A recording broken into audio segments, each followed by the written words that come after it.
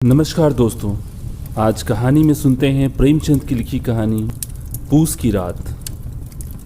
हल्कू ने आकर स्त्री से कहा, सहना आया है, लाओ जो रुपए रखे हैं उसे दे दूं, किसी तरह गला तो छूटे।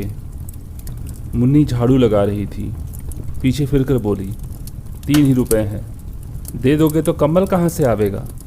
माघ पूस की रात हार में कैसे कटेगी, उसे कह दो फसल पर दे देंगे, अभी नहीं। हल्कू एक क्षण अनिश्चित दशा में खड़ा रहा। पूस सिर पर आ गया है, कंबल के बिना हार में रात को वह किसी तरह सो नहीं सकता। मगर सहना मानेगा नहीं, घुड़कियां जमावेगा, गालियां देगा, बला से जाड़ों में मरेंगे, बला तो सिर से टल जाएगी।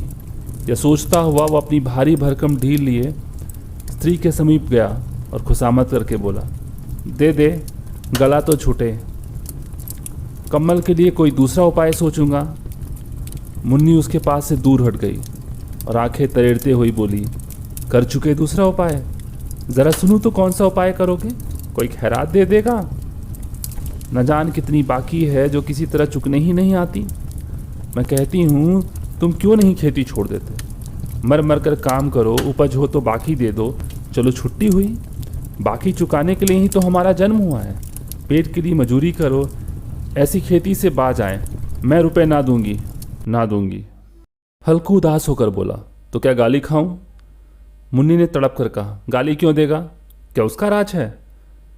मगर यह कहने के साथ ही उसकी तनी हुई बाहें ढीली पड़ गई।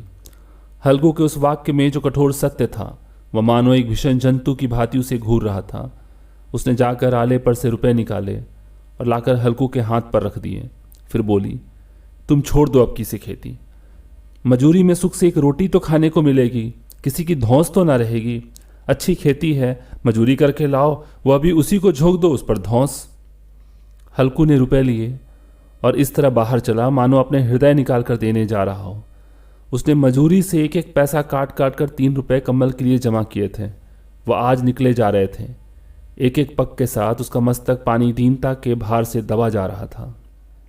पूस की अंधेरी रात, आकाश पर तारे भी ठिठुरते हुए मालूम होते थे। हल्कू अपने खेत के किनारे ऊख के पत्तों की एक छतरी के नीचे बांस के खटाले पर अपनी पुराने गाढ़े की चादर ओढ़े पड़ा कांप रहा था। खाट के नीचे उसका संगी कुत्ता जबरा पेट में मुंह डाले सर्दी से कूं कूं कर रहा था। 2 में से एक को भी नींद नहीं आ रही थी। हल्कू ने घुटनियों को गर्दन में चिपकाते हुए कहा, क्यों जबरा, जाड़ा लगता है। कहता तो था घर में पुआल पर लेट रह, यहाँ क्या लेने आए थे, अब खाओ ठंड, मैं क्या करूं, जानते थे यहाँ हलवा पूरी खाने आ रहा हूँ। दौड़े दौड़े आगे चले आए, अब रो नानी के नाम को। जबरा ने बड़े बड़े दूम हिलाई और अपने कूं कूं को दीर्घ बनाता हुआ कहा, कल से मत आना मेरे साथ, नहीं तो ठंडे हो जाओगे। यही रांड पछुआ ना जाने कहाँ से बर्फ लिए आ रही। उठूँ फिर एक चिल्लम भरूँ, किसी तरह रात तो कटे। 8 चिल्लम तो पी चुका, यह खेती का मजा है। और एक भगवान ऐसे पड़े हैं जिसके पास जाड़ा आए तो गर्मी से घबरा कर भागे। मोटे मोटे गद्दे, लिहाफ, कंबल, मजाल है जाड़े का गुजर हो जाए। तकदीर की खूबी, मजूरी हम करें, मजा दूसरे लूटे। हल्कू उठा, गड्ढे में जा जरा सी आग निकालकर चिल्लम भरी। जबरा भी उठ बैठा। हल्कू ने चिल्लम पीते हुए कहा, पिएगा चिल्लम, जाड़ा तो क्या जाता है, हाँ जरा मन बदल जाता है। जबरा ने उनकी मुंह की ओर प्रेम से झलकती हुई आंखों से देखा। हल्कू, आज और जाड़ा खा ले, कल से मैं यहाँ पुआल बिछा दूंगा, उसी में घुसकर बैठना, तब जाड़ा न लगेगा। जबरा ने अपने पंजों उसकी घुटनियों पर रख दिए और उसके मुंह के आसपास अपना मुंह ले गया।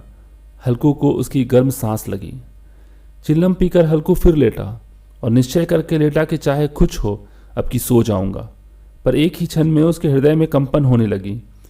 कभी इस करवट लेटता, कभी उस करवट, पर जाड़ा किसी पिचास की भांति उसकी छाती को दबाए हुए था। जब किसी तर न रहा गया, उसने जबरा को धीरे से उठाया, उसके सिर को थपथपा कर उसे अपनी गोद में सुला लिया। कुत्ते की देह से जाने कैसी दुर्गंध आ रही थी। वह उसे अपनी गोद में चिपटाए हुए ऐसे सुख का अनुभव कर रहा था जो इधर महीनों से उसे ना मिला था। जबरा शायद यह समझ रहा था कि स्वर्ग यही है, और हल्कू की पवित्र आत्मा में तो उसे कुत्ते के प्रति घृणा की गंध तक न थी। अपने किसी अभिन्न मित्र या भाई को भी वह इतनी तत्परता से गले लगाता, वह अपनी दीनता से आहत न था जिसने आज उसे इस दशा को पहुंचा दिया। नहीं, इस अनोखी मैत्री ने जैसे उसकी आत्मा के सब द्वार खोल दिए थे और उनके एक एक अनुप्रकाश से चमक रहा था। सहसा जबरा ने किसी जानवर की आहट पाई। इस विशेष आत्मीयता ने उसमें एक नई स्फूर्ति पैदा कर दी थी। जो हवा के ठंडे झोंकों को तुच्छ समझती थी, वह झपट कर उठा और झपड़ी से बाहर आकर भूखने लगा। हल्कू ने उसे कई बार चूम कर बुलाया, पर वह उसके पास न आया। हार में चारों तरफ दौड़ दौड़ कर भूखता रहा। एक क्षण के लिए आ भी जाता तो तुरंत ही फिर लौटता। कर्तव्य उसके हृदय में अरमान की भांति उछल रहा था। 1 घंटा और गुजर गया। रात ने शीत को हवा से थकथकाना शुरू किया। हल्कू उठ बैठा और दोनों घुटनों को छाती से मिलाकर सिर को उसमें छुपा लिया। फिर भी ठंडी कम ना हुई। ऐसा जान पड़ता था सारा रक्त जम गया, धमनियों में रक्त की जगह हिम बह रहे हैं। उसने झुककर आकाश की ओर देखा। अभी कितनी रात बाकी है। सप्तऋषि अभी आकाश में आधे भी न चढ़े। ऊपर आ जाएं तब कहीं सवेरा हो। अभी पहर से ऊपरी रात है। हल्कू के खेत से कोई एक गोली के टप्पे पर आमों का एक बाग था। पतझड़ शुरू हो गई थी। बागों में पत्तियों का ढेर लगा हुआ था। हल्कू ने सोचा चलकर पत्तियां बटोरूं और उन्हें जलाकर खूब तापूं। रात को कोई मुझे पत्तियां बटोरता देखे तो समझे कोई भूत है।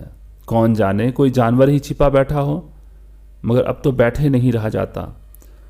उसने पास के अरहर के खेत के पास जाकर कई पौधे उखाड़ लिए और उनका एक झाड़ू बनाकर हाथ में सुलगता हुआ उपला लिए बगीचे की तरफ चला गया।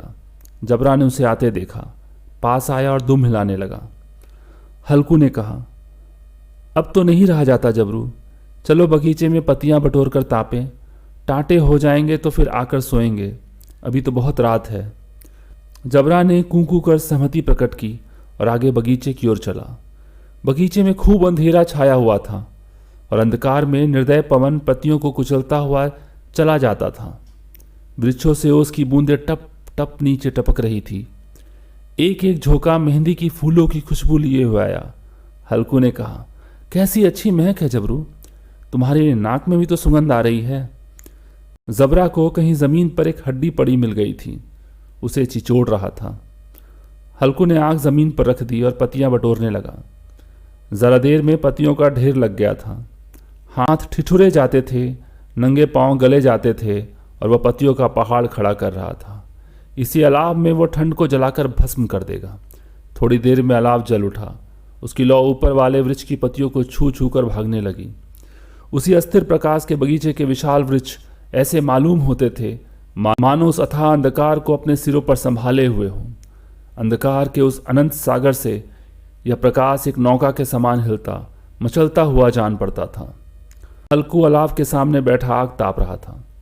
एक क्षण में उसने दोहर उतारकर बगल में दबा ली। दोनों पांव फैला दिए मानो ठंड को ललकार रहा था। तेरे जी में आए सो कर। ठंड की असीम शक्ति पर विजय पाकर वो विजय गर्व को हृदय में छिपा न सकता था। उसने जबरा से कहा, क्यों जब्बर, अब ठंड नहीं लग रही? जब्बर ने कुंकू करके मानो कहा, अब क्या ठंड लगती ही रहेगी? पहले से यह उपाय न सोचा? नहीं इतनी ठंड क्यों खाते? जब्बर ने पूंछ हिलाई। अच्छा आओ इस अलाव को कूद कर पार करें, देखे कौन निकल जाता है। अगर जल गए तो मैं दवा ना करूंगा। जब्बर ने उस अग्नि राशि की ओर कतार नेत्रों से देखा। मुन्नी से कल ना कह देना, नहीं लड़ाई करेगी। कहता हुआ वो उछला और उस अलाव के ऊपर से साफ निकल गया। पैरों में जरा लपट लगी पर कोई बात न थी।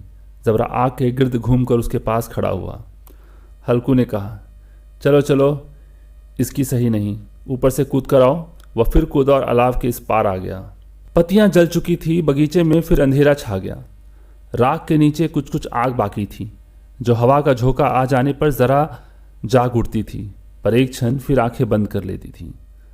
हल्कू ने फिर चादर ओढ़ ली और गर्म राख के पास बैठा हुआ एक गीत गुनगुनाने लगा। उसके बदन में गर्मी आ गई थी, पर ज्यों ज्यों शीत बढ़ती जाती उसे आलस से दबाए लेता था। जबरा जोर से भूकर खेत की ओर भागा। हल्कू को ऐसा मालूम हुआ कि जानवरों का एक झुंड खेत में आया है। शायद नीलगायों का झुंड था। उनके कूदने दौड़ने की आवाज़ साफ कान में आ रही थी। फिर ऐसा मालूम हुआ कि खेत में चर रही है उनके चबाने की आवाज़ चर चर सुनाई देने लगी। उसने दिल में कहा, नहीं, जबरा के होते कोई जानवर खेत में नहीं आ सकता, नोच ही डाले। मुझे भ्रम हो रहा है। कहाँ? अब तो कुछ नहीं सुनाई देता। मुझे भी कैसा धोखा हुआ। उसने जोर से आवाज़ लगाई, जबरा जबरा।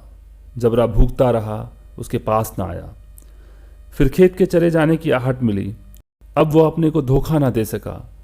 उसे अपनी जगह से हिलना जहर लग रहा था। कैसे धधाया हुआ बैठा था। इस जाड़े पाले में खेत में जाना, जानवरों के पीछे दौड़ना असह्य जान पड़ा। वो अपनी जगह से ना हिला।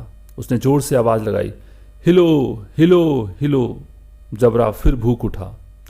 जानवर खेत चर रहे थे, फसल तैयार है, कैसी अच्छी खेती थी, पर ये दुष्ट जानवर उसका सर्वनाश किए डालते हैं।